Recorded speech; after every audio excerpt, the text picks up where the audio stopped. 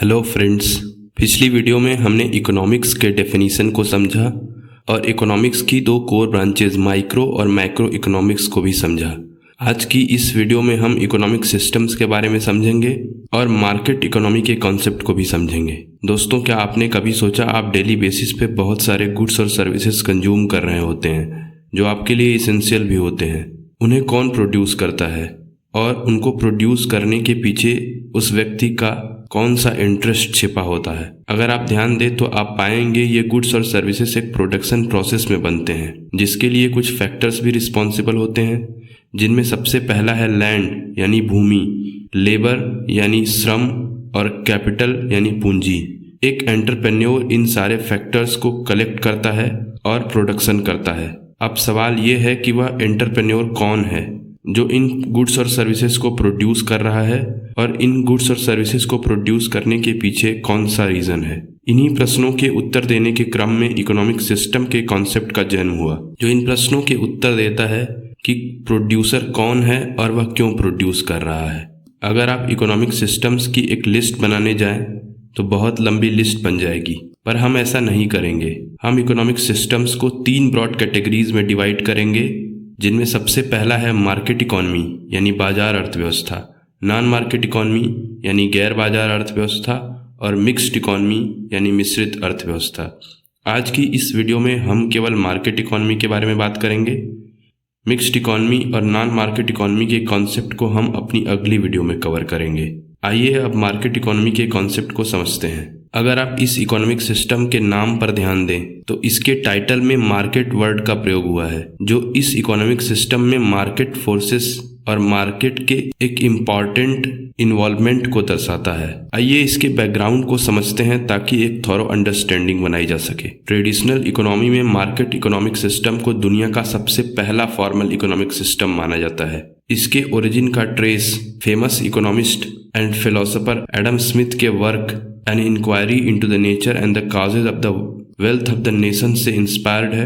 Adam Smith के इन ideas को हम 5 पॉइंट्स में कवर करेंगे।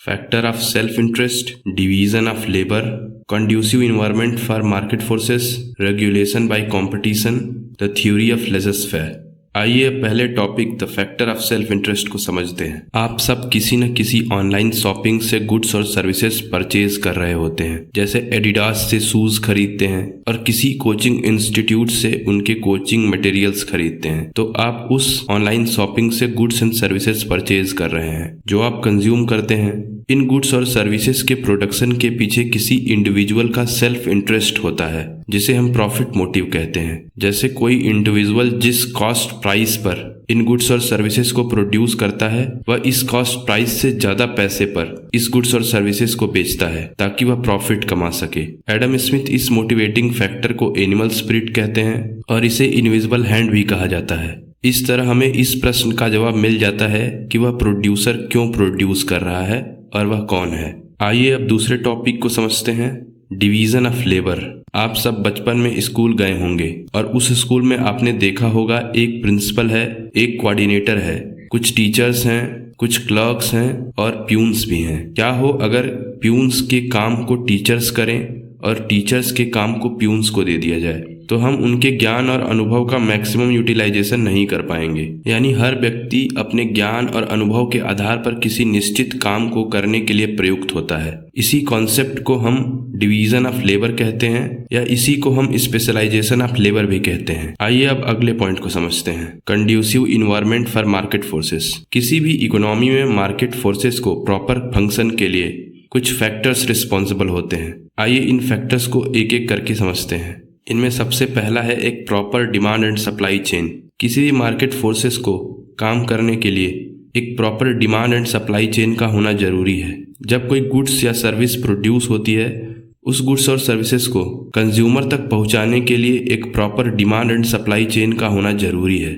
आइए अब दूसरे टॉपिक को देखते हैं, इंफ्रास्ट्रक्चर। एक proper demand and supply chain के लिए अच्छा इंफ्रास्ट्रक्चर होना भी जरूरी है।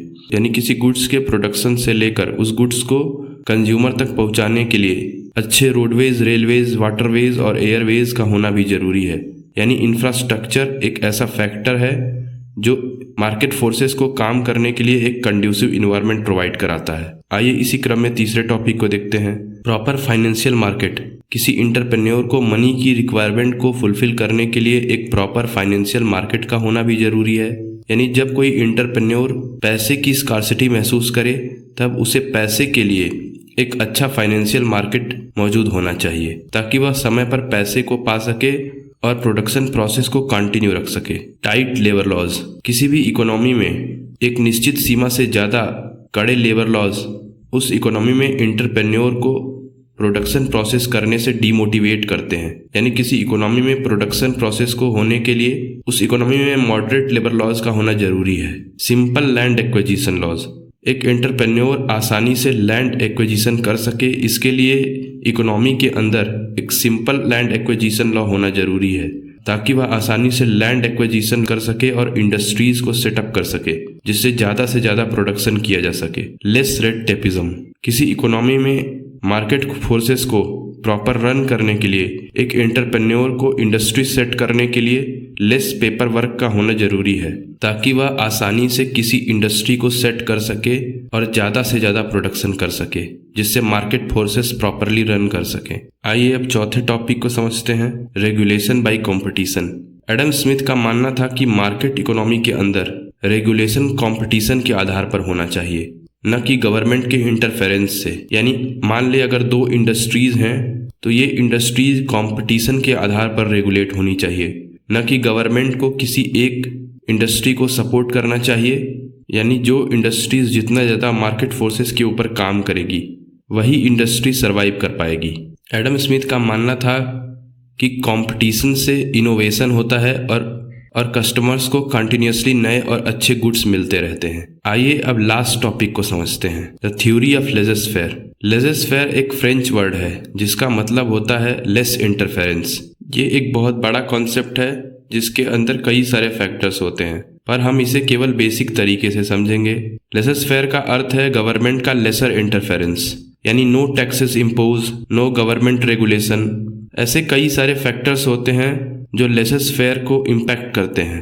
आइए उन फैक्टर्स को देखते हैं। एक इकोनॉमी में टाइटन लेबर लॉज लेज़र-फेयर की थ्योरी को इम्पैक्ट करते हैं। यानी एक सीमा से ज़्यादा टाइट लेबर लॉज इकोनॉमी में एंटरप्रेन्योर्स को डीमोटिवेट करते हैं। Tight land acquisition laws. किसी इकोनॉमी में सिंपल लैंड एक्विजिशन लॉज नहीं होने के कारण इंटरप्रेन्योर डीमोटिवेट होते हैं और इंडस्ट्रीज डीमोटिवेट होती हैं। Red tapism.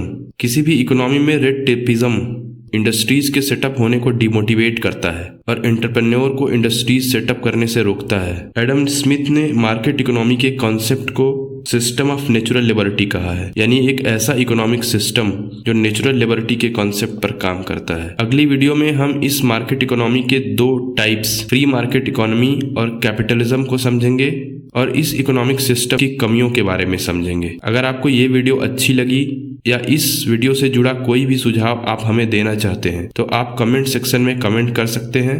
अगर वीडियो अच्छी लगी तो आप इसको लाइक करिए और सब्सक्राइब करिए। Thank you.